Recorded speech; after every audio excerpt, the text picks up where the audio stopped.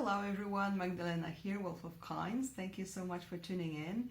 Today I wanted to talk about something that I think is being overlooked by many modern Slavic pagans, and I think it's important to talk about it, so I will. And by the way, we are having the solstice in Northern Hemisphere is the summer solstice. For many Slavic people, it's the celebration of Kupala night. So happy holidays. And I thought, because it relates to this holiday, by the way, Kupala is a night of love, is a celebration of love for Slavs.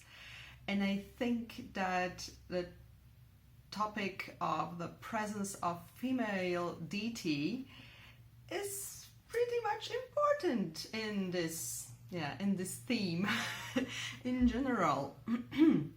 So first up, disclaimer, I really respect male gods. In fact, like one of two deities that I feel closest to is a male god, it's Yash or Perun, and yeah, he's very important to me. He gives me strength, he gives me courage, inspiration. I really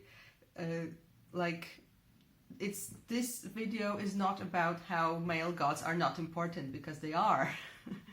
At least I think so. So yeah. But what makes me concerned is that many people who talk about Slavic paganism tend to overlook goddesses, like completely. There are books written about, like, the title says something like Slavic paganism or something, and you get 0 goddesses there, like you get only gods. Or there are books for kids introducing them to Slavic mythology, and you get 0 goddesses. This is a trend I observe in Slavic paganism these days. And I believe it needs to change, because it's not good. So we have historical records talking about Slavic goddesses. We have evidence in folklore and tradition, and also like in any polytheistic tradition, in any pantheon, you have both male and female deities. I don't think I have ever heard of a polytheistic tradition without a goddess in there. There are no examples of only male gods being worshipped, even in very patriarchal cultures, unless they are monotheistic, right? So it's just unnatural to exclude half of the population. And also pagan cults are very much about nature, and in nature, you know, there is this balance that shouldn't be overlooked. And also, as humans, we all have both masculine and feminine. Like, men also have a feminine side, and women have masculine side, and feminine, like both of them. In us, we have both, and we need to work with, like, connect with both of them to be complete. Simply. And I don't feel like rejecting divine masculine is a good thing either. So of course everyone should decide what type of like worship is good for them. And if you feel like, okay, I have Perun and Svarog, let's say, and I don't feel like I need anything more, that's okay.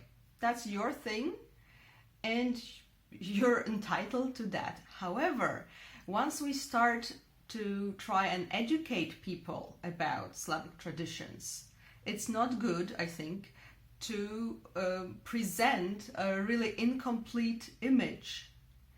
So yeah,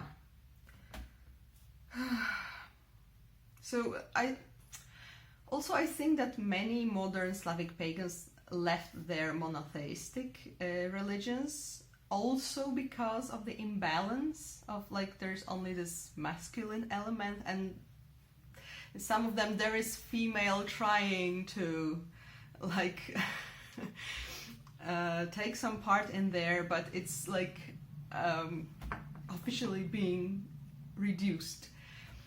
So yeah, there's this big imbalance. I know that it was a massive problem for me as a woman, but also as a human being, because as I said, we both have these sides, and connecting with them both makes us complete human beings. So why should we repeat this problem in our new faith that we chose from our on our own volition, that we were not introduced to as babies and just brought up in it? If this is something that we turn to, why should we just repeat it? I don't know.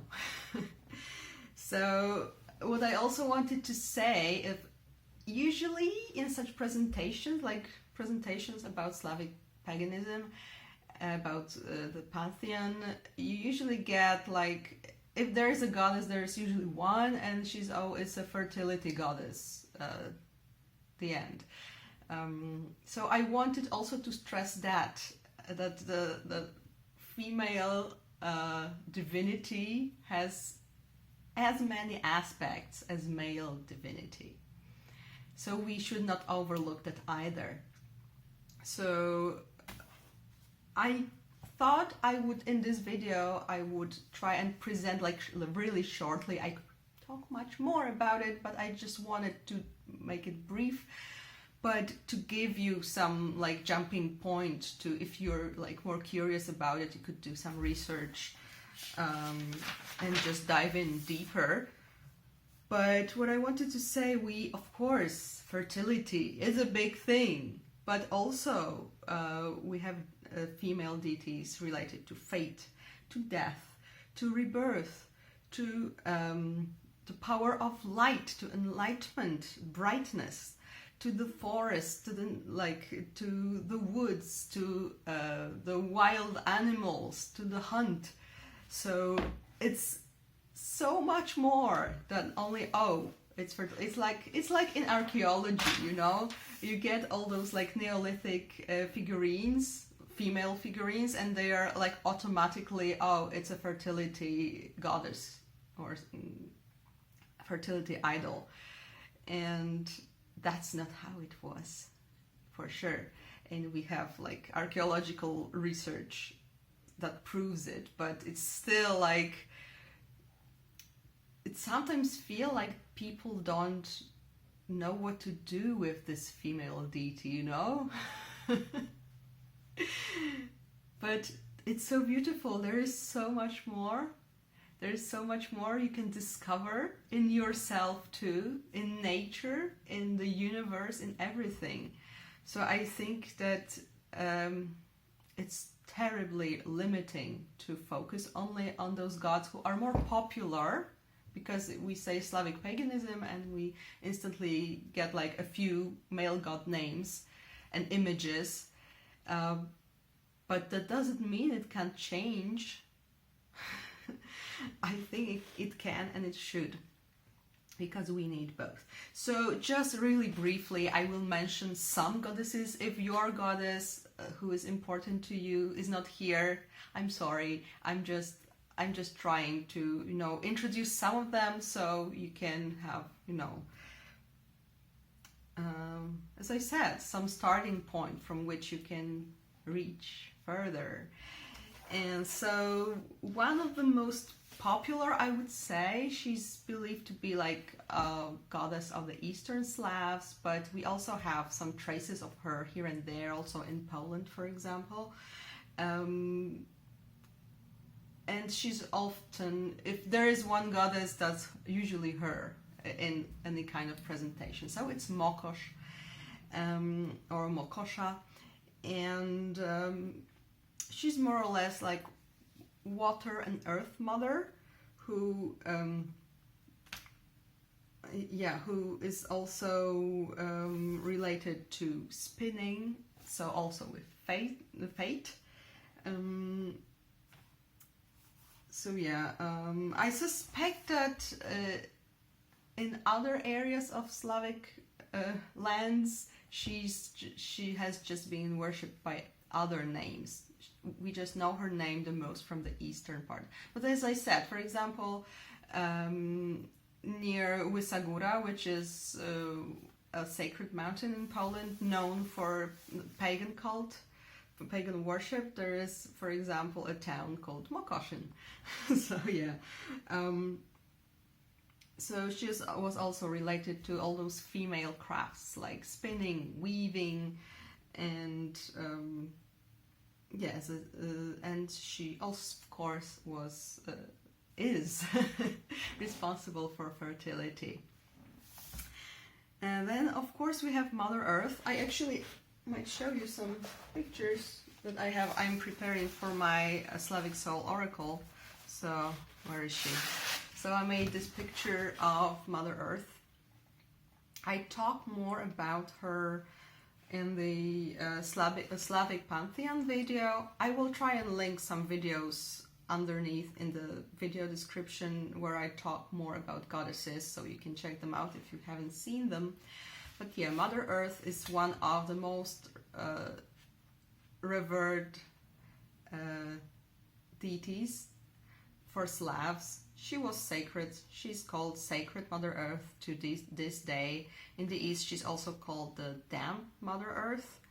So the one who gives moisture and just, you know, everything grows from her. The earth is her body. There were certain rules about how you should treat her. You shouldn't offend her. You shouldn't spit on her. You shouldn't hurt her with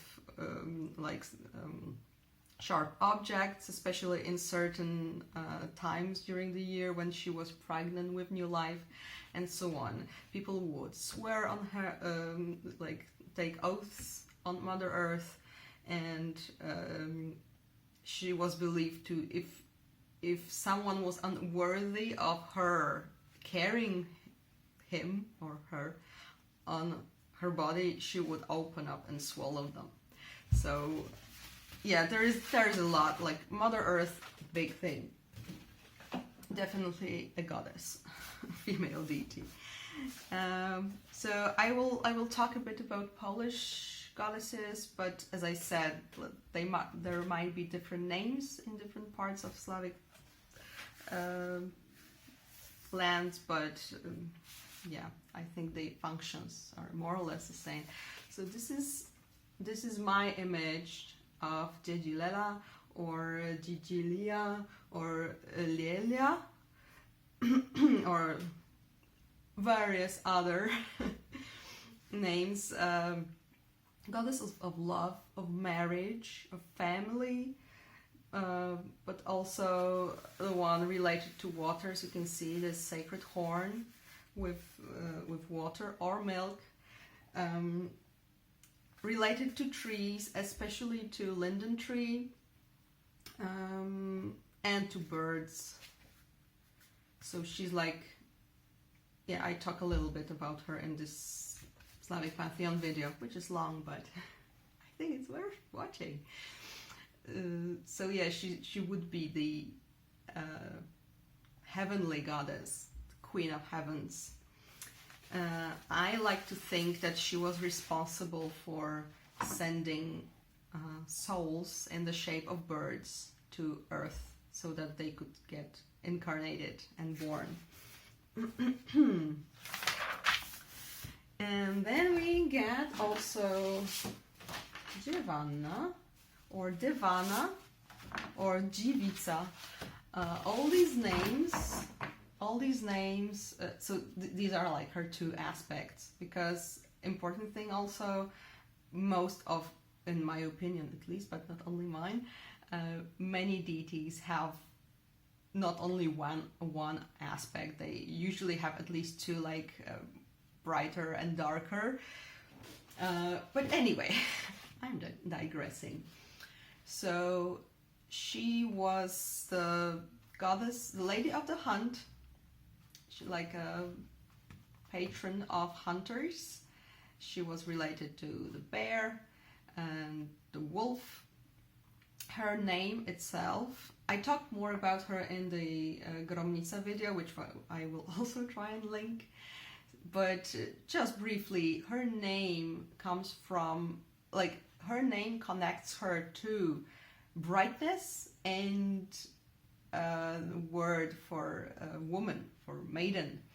So she's like this type of, a little bit like Artemis maybe. She was likened to Diana in old chronicles. So yeah, a huntress goddess who also like Artemis is responsible for fire and light. So yeah, that would be her. Next up we have Marzanna or Morana or Morena. Yeah, I have this picture here. So she's a goddess of crops and harvest, but in her darker aspect, she's also responsible for the dead, who are sometimes called Mary, and also for dreams, which are Marzenia. And she's definitely related to waters and earth as well, and possibly to ancestors in the shape of serpents. That was really short for Marzanna. Oh, also she's believed to be a goddess of war. So warriors would probably carry her image to battle with them. Then we also have, oh, I just finished this yesterday. So also in Slavic pantheon we have a traditional, very typical for European traditions, triple fate goddess. So the fates, they have many names. In Polish there are Zorze, which relates them to the lights in the sky, but there are also Rojdanice, which relates them to giving birth and the clan family thing. There's also Sudiczki, this is the Western name for them, so the ones who judge. But anyway, here I have them. There are three sisters. They are related to spinning. So there's this staff with flax on it and flax flowers, and there's a spindle. So they would spin the thread of your life, and they would decide what fate will be yours. And in Polish folklore, as I said, they were related to three lights, and the clouds were there, the fiber from which they spin a golden thread of light. So that's that. I could also mention, I think she's one of the most popular and known Slavic goddesses, Baba Yaga. So I'm not sure if I would put her into a goddess box, but I think if you wanted, you could. I see her more like an initiator figure, but yeah, you could argue that she's the goddess of initiation, and she lives in this hut on a chicken foot or chicken legs that spins all the time. And yeah, she definitely is related to the other world, and she puts you through trials so you can get initiated and illuminated. There is more. This will be it for today. If you have any questions, you would like to hear more, you have any thoughts on the situation I mentioned in modern Slavic paganism, please let me know what you think. And yeah, And I wanted to wish you happy solstice and lots of love and balance in your lives. Thank you so much for watching. Bye.